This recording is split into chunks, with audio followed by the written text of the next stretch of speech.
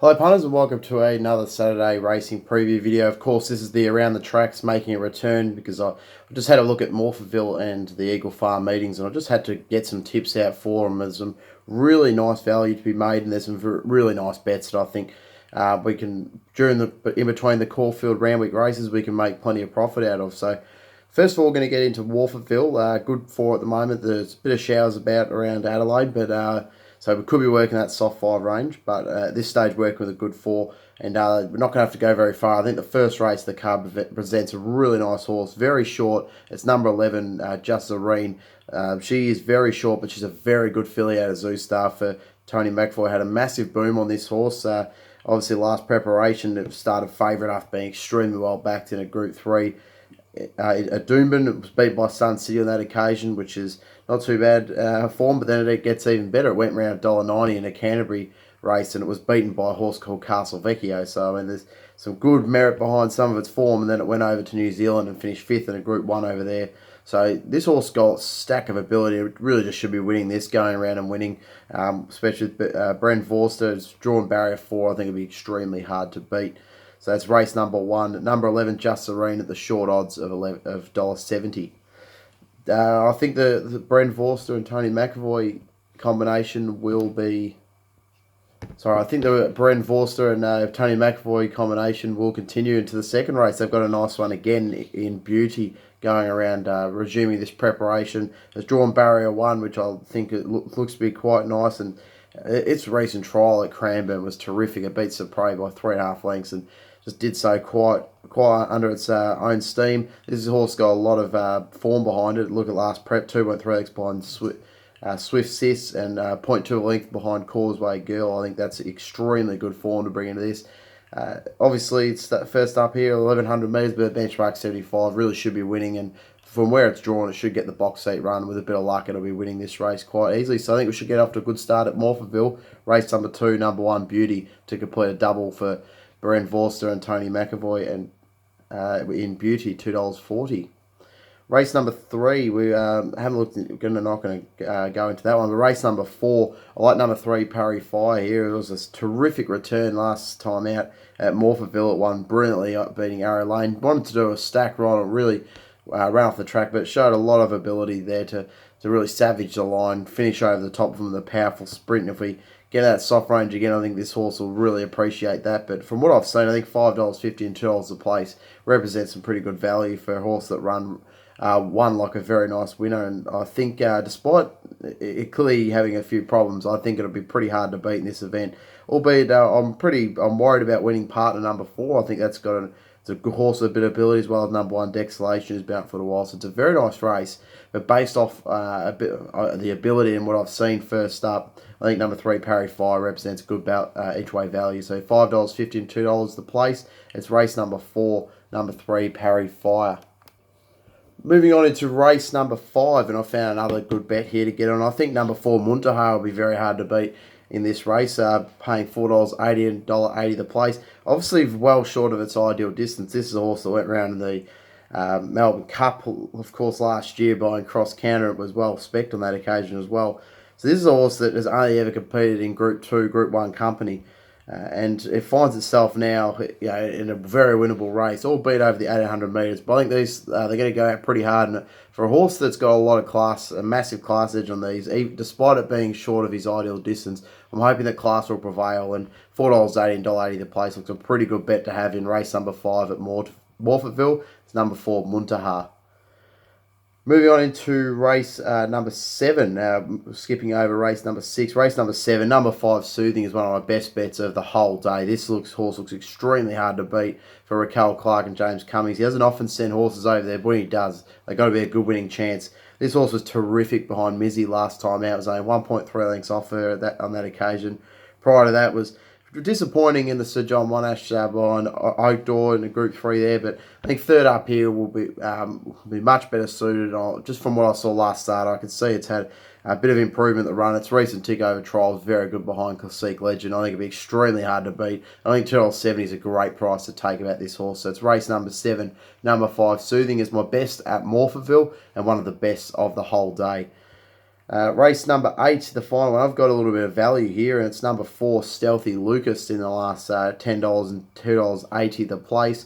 It was a little bit disappointing first up, but I thought that run actually wasn't too bad behind Juniper. I was only 4 lengths off. I've got Juniper to be winning a much better race than this at Randwick, and thought this horse did carry the line nicely. And I tell you what, if we do get the rain down and it gets into that soft range, I'll definitely be chiming into this horse big time. We'll have a little spec at the start, but if we get that rain, I'm very confident. So 4 starts on a soft track for 2 wins and a placing. We've seen what Paul Prushka has done. He's taken his horses over to Adelaide. He's had a lot of success with it, so I expect this to be another one that the wide gate will suit perfectly. There's a little bit of speed on the race, so hopefully it should be able to sweep around them, and I think $10 and $2.80 the place is a very nice value to take. So it's race number 8, number 4, Stealthy Lucas, as a bit of value. Moving on to Eagle Farm, and again, don't have to go very long into the card to find my first bet. It's race number 1. It's straight off the bat, 11:53 a.m. in the morning. Track's a good 4, weather's fine, so you don't have to worry about the track conditions there. Number 3, JJDR, would be hard to beat for Chris Waller here, I think. I was pretty impressed at its first start run. Was only just narrowly beaten by just over a length by Miss Invincible, and a benchmark 78.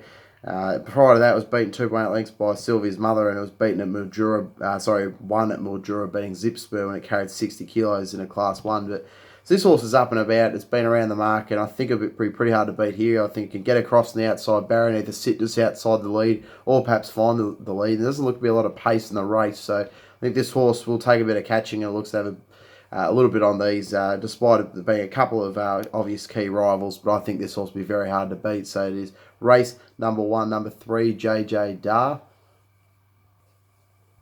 Sorry, I just had to fix the quality up there. Race number 2 is our next bet for calling, and we're looking at number 5, Ocean Addict. It's $2.15. I think this horse is going to be extremely hard to beat. It was really good last time out by Macdonife. I think it can turn the tables this time round.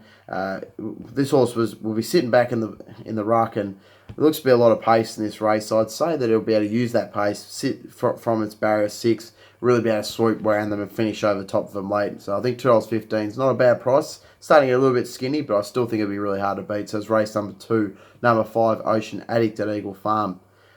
Moving on to race number 4, and I do like another one in this race. It's number 9, Tat C, at the $7.50 and $2.40 the place. I think that's a nice each-way play to take, although it was pretty good first up at Ipswich over the 1350 metres. Steps out to the mile here, second up. I think that's a real nice recipe for success. You look last preparation, it was in some really good races. Some nice 3-year-old races, including a win at the mile distance here at Eagle Farm. So I do like that, and it obviously then went and took on the Tana and Doomben in a Group 2 race there of 2,000 metres. So probably is looking for further, but I think it can win second up. It's had a second up win before. It's had a win here at the track and distance. I think it represents a lot of good values, and I think from barrier 6 we'll get a really good cart in the race. So it's race number 4, number 9, Tat C at $7.50 and $2.40 the place. Moving on to race number 5, and another one here, number 9, Pizzoni, is a gelding coming back to the races for Tony Gollan and Brad Stewart in the stable. Thought his recent trial was absolutely terrific at Doomben. Last preparation, its first 2 runs over the 1,000 metres were really good, and 2 seconds there on that occasion, so it'll be sharp enough to come into this race and be competitive. That was off the back of a 95-day break. This has now had a 98-day break, so I'm pretty confident it can come into this race and run a very nice race. And I mean, it was never beaten. I mean, the worst result last preparation was when it finished 9th, but it was only 3 lengths off in a 3-year-old race at Ipswich on that occasion. So I'm looking at this, and I think a benchmark 70 is a very winnable race for this horse.